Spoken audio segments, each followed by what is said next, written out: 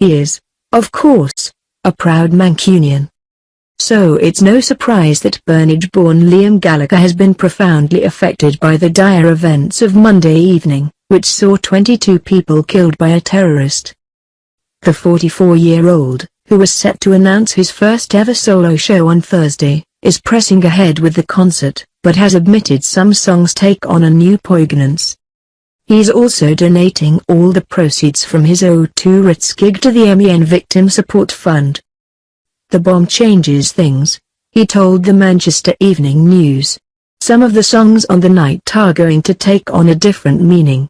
You do fall into the trap of getting up every night on tour and just doing it. But songs like Live Forever are going to be tough ones to sing on Tuesday. It's going to be sad, but at the end of the day we have to keep moving. We need to enjoy life and we can't let some evil take that away. We'll be trying to lift people. Otherwise the poor kids who died at the gig have died in vain. Liam is more measured these days, but still fiery. He's passionate, honest, charming. Extremely sweary. But he clearly knows himself a lot better at 44 than he did in his younger days, when Oasis swept all before them and even a vague half stare from Liam was enough to spark love and war, occasionally at the same time. He knows that the solo thing could go either way, and he's ready for that, although his self-confidence seems undiminished. The adoration of his fans hasn't faded over time, either. I'd had 4 years of not wanting to be in a band, thinking my time was up and maybe I should just do one, he says. Maybe people don't want it anymore. I'm 100% confident, like I am with every record. The new single was done in about a day and a half.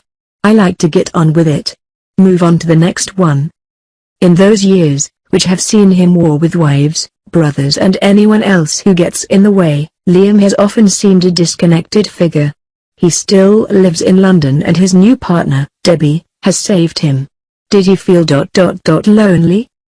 I've got multiple what's it called? Personalities? Yeah I'll never be lonely, he laughs. If anything I need to lose a few and some of them are a bit too honest at times.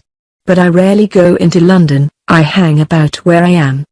I wouldn't say I've got a lot of mates, but I've got enough. I hang out with the kids. I'm in a good place.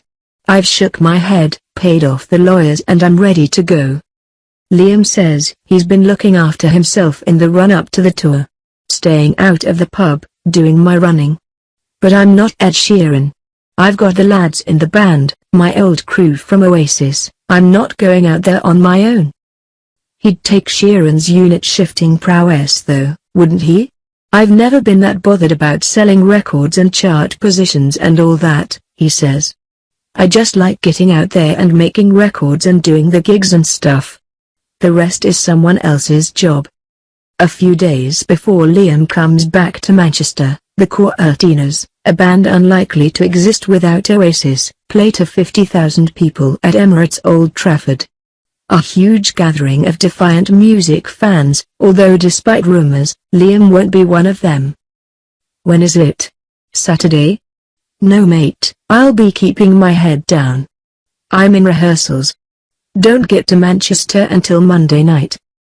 As well as the work ethic, Liam is proud dad and counselor to teenage sons, Jean and Lennon.